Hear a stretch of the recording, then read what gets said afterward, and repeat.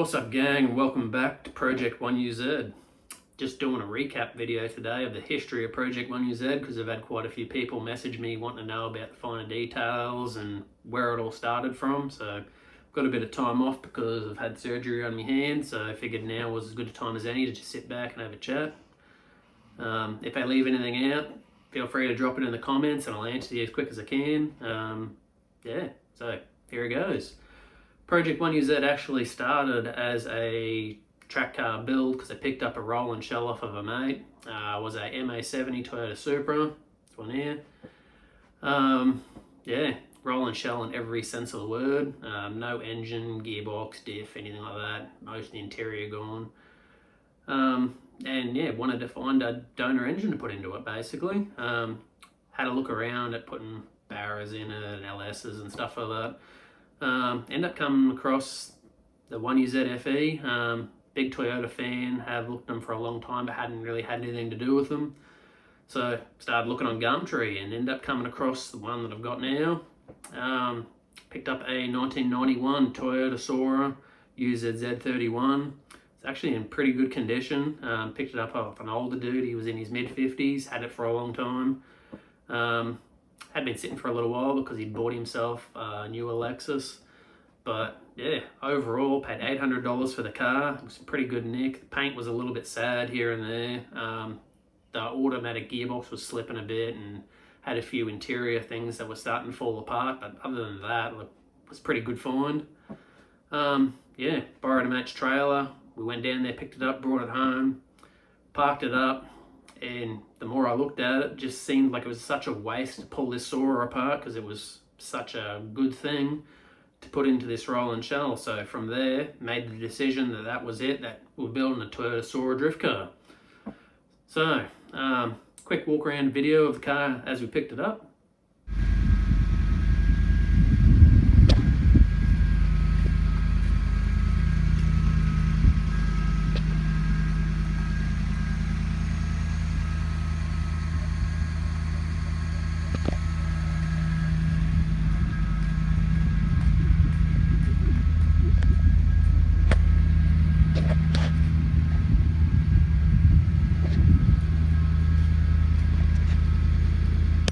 Yes, as you can see from there, was a pretty good steal actually for $800. From there, basically just got into all the basic things that everyone does when they pick up their first track car, I suppose. Just started ripping out interior things, pulled the airbags out, got rid of the ABS. Basically all those things, strip out as much weight as it could. They are a fairly heavy car. From there, see photos, I pulled out the high beam headlights pretty much straight away. Track car, so I figured there was no need for high beam headlights and let a little bit more air in.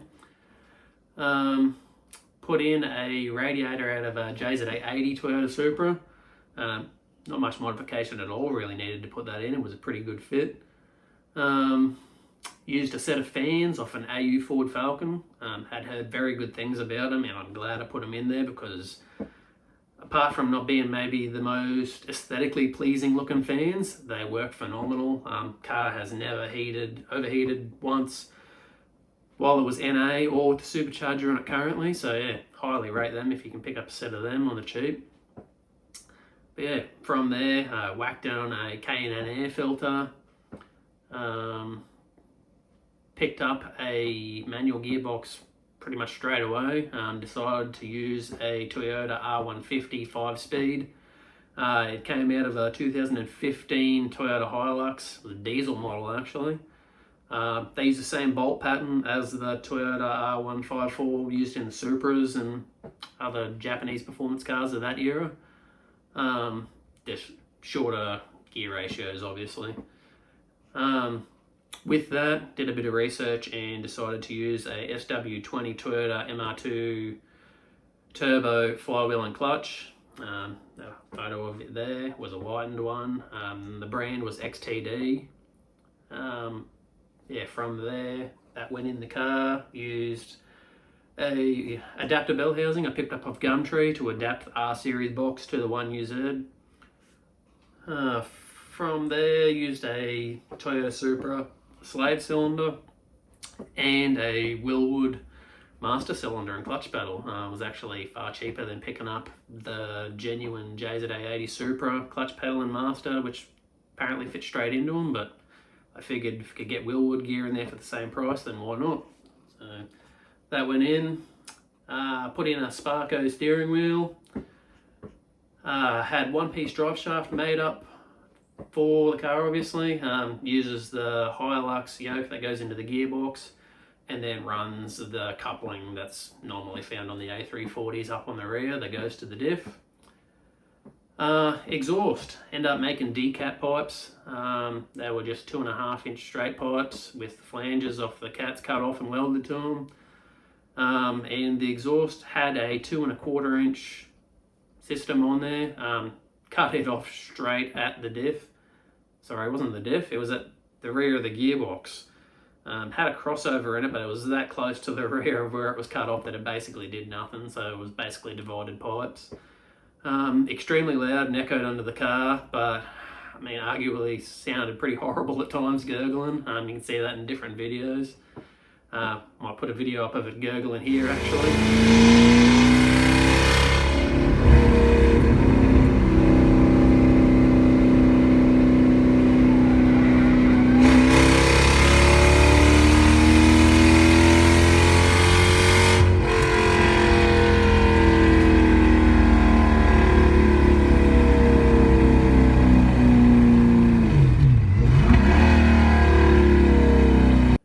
From there, interior stuff stripped out, obviously. End up getting rid of the driver's seat pretty much straight away and put in a SAS bucket seat.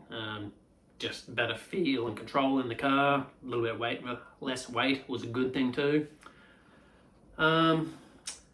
Different wheels for the car. They were just cheapies I just picked up on Facebook Marketplace.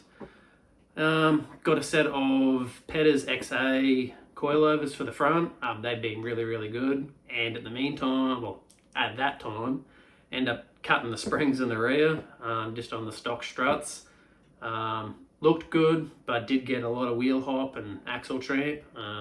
Eventually end up putting a set of max peating rods, coilovers in the rear. Yeah, they're not the best things in the world, but they are far greater than having chop springs. So we'll probably end up upgrading them sometime in the future, but it was a bit of a rush thing at the time and spent enough money, so yeah, they were what we got. As far as the gearbox goes itself, putting it into it, I end up using the stock mount off of the Hilux gearbox itself. There'll be a photo here. And used the cross member off of the A340 automatic box, and basically all I had to do was space it down 20 mil, I believe. You can see by the packers in the photo. Yeah, so that worked out pretty well, really. Yeah, so from there, went and had our first outing with the car, I suppose you'd call it. Went to Bundy Burnouts, they call it. It's just like a local burnout night they do every now and then. Had broken in the clutch a little bit, just driving around the block and yeah, around the paddock basically. Didn't end very well. Throw the video up right here.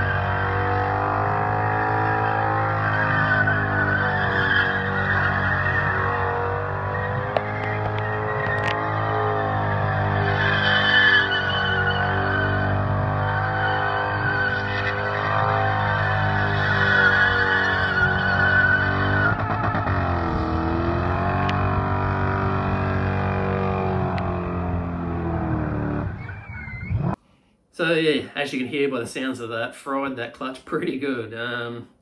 First gear was a little bit weak, threw it into second and kind of wanted to get a little bit more out of it, and yeah, once put it into third, that just basically fried it. Probably part error on mine for not bedding it in enough, but I mean, I tried as much as I could with the facilities I had available to me. And I wasn't overly blown away by the quality of the XTD clutch that I used. Some people have had success with them, I didn't obviously.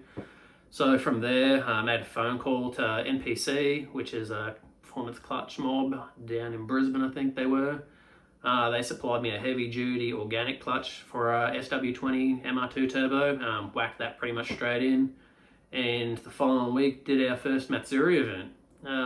Overall went pretty well. I'll throw up a few clips now.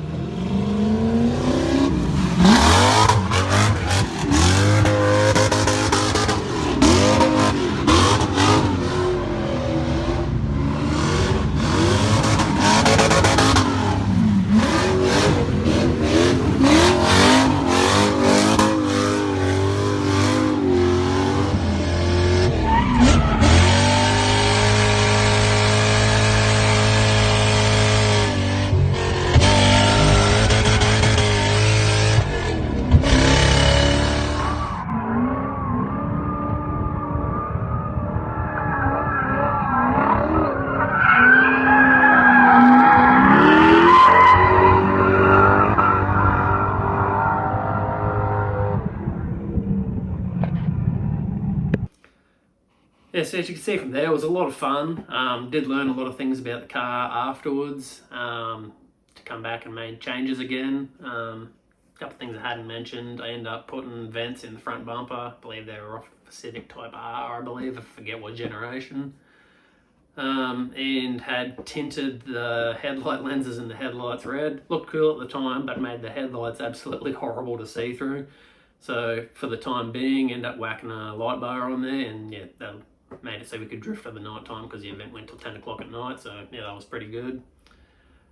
Yeah, car's absolute ball to drive, but just left me itching just for that little bit more power. So came home, thought about a few things, whether I was going to turbo it or supercharge it. Ended up coming to the conclusion basically that I've done turbocharging a bit. I've got my 1JZ Toyota Supra. It's got single turbo Garrett and stuff on it, and that's all well and good, but I had never actually played with anything supercharged before, so I thought I'd give it a go, and pretty impressed with it overall. At the time, it was still a very cheap build, didn't want to spend too much money on it. Ended up picking up a M90 supercharger off a VX Holden Commodore. I'll throw a photo up of what that car looks like if you're unfamiliar with them. But paid $100 for that supercharger, and it was in great condition, so awesome find. I'm a fitter and turner by trade, so I decided to make my own intake manifold to make it fit. I'll have photos flicking over of it as we go. Basically started with two 10mm plates, marked out all the holes for the bolts and the ports and stuff. From there, made risers out of, I forget what size pipe it is. I got a feeling it was like 46mm ID or something like that. Yeah, from there, made a box for the top. Made a whole jig actually that lined up with where the pulley was. So yeah, photos of that there as well. Looked pretty cool, I thought. Mounted it on the car. A little bit of that Mad Max vibe, being that far out of the bonnet. And yeah, from there, started to play with hooking up all the intake piping. At the time, the plan was just to use the stock ECU.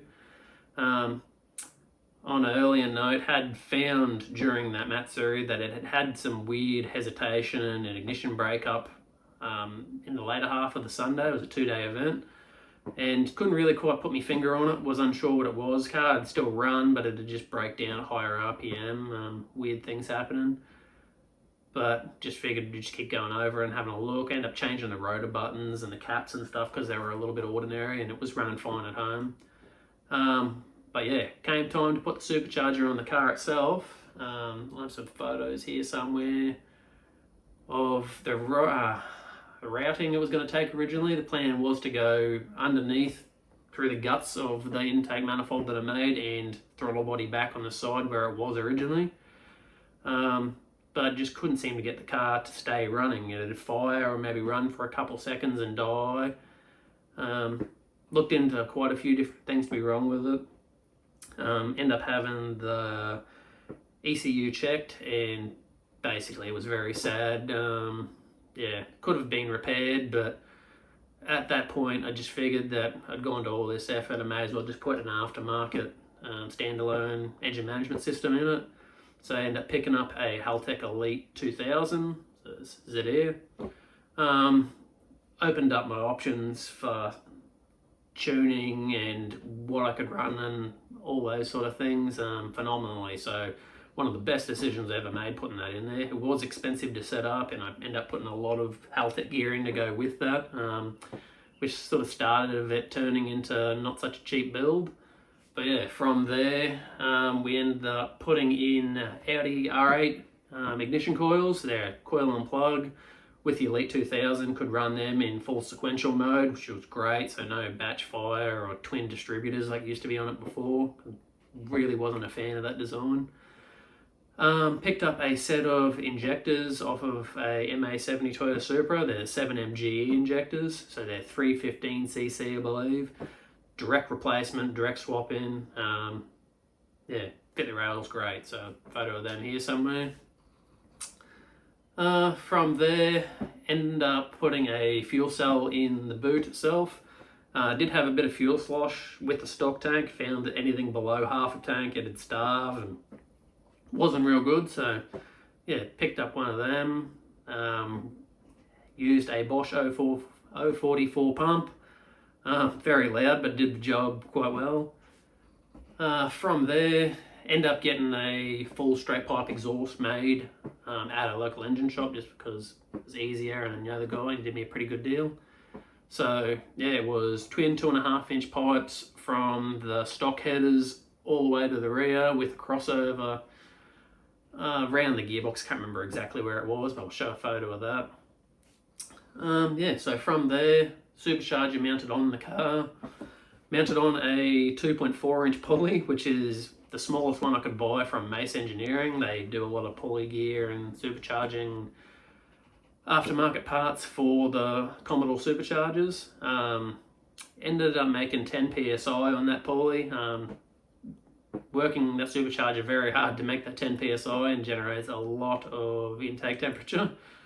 But yeah, the Haltech Elite 2000's got correction maps and stuff in that, so it could pull ignition timing as that temperature rises. No way in the world would you put that smaller pulley on there if you were running a stock ECU.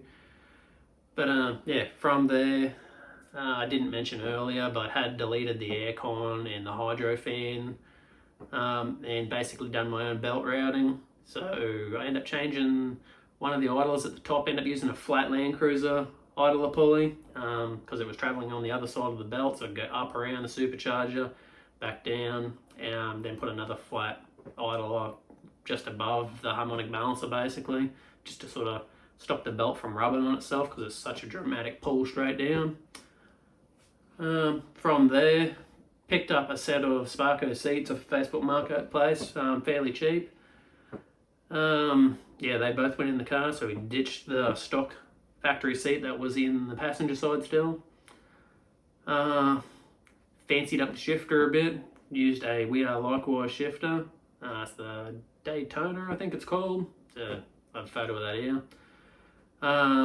Haltech race pack dash, pretty cool bit of gear. So yeah, mounted that in there. From there, end up making a custom half aluminium dash with my father. Turned out amazing in my eyes. So basically pulled out everything underneath the dash. By this point, once I decided that I was going to put the Elite 2000 in there, just pulled out every single factory wire that was in that car, and wired the whole thing from scratch. So there was no heater core or blower motors or anything under the dash. By this point, it was completely bare. Yeah, folded up some sheet metal, did some welding, made the section for the instrument cluster and everything to house the race pack dash. Looked pretty sweet and got powder coated. I forget what the color is called, but it's got a little bit of metallic to it, so that was pretty cool. Also had Dad's help for a while doing this stuff. We built a half cage, so it's got a 4-point roll cage in the rear of it now. Some photos here, so yeah, that worked out pretty well. From there, one of the big flaws I found from the first track day was actually terrible steering angle. I had done track days before on the Mark III Super and had terrible steering angle too, but yeah, this thing wasn't much better really. From there, decided to do cut and shut knuckles. So yeah, got some photos up here of after we'd cut them. Paid a local engineering shop to do the welding on them because we were strapped for time. They shortened them, I think it was about an inch, something like that. Put them in the car, bought ZSS adjustable top camber arms, camber the wheels in a little bit obviously, so at full lock they'd straighten up a bit and have better traction. From there, put steering rack spacers in. I believe they were only like 7mm spacers on either side.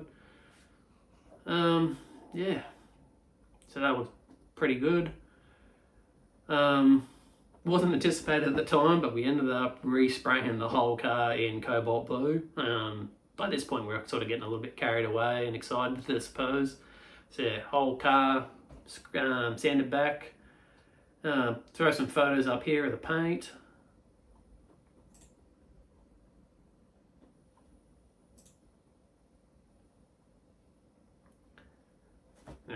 You can see from there, pretty much a dramatic change there. Looks phenomenal with the new paint on it. So pretty much from there, we wired the car up.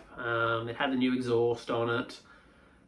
Was running like on the bass tune. Well, I ended up ringing Haltech and they did a bass tune for me over the phone, and then took it to Turning Point Technology in Hervey Bay, Queensland, Australia, and they did the tune on it. So I'll throw up the dyno vid now.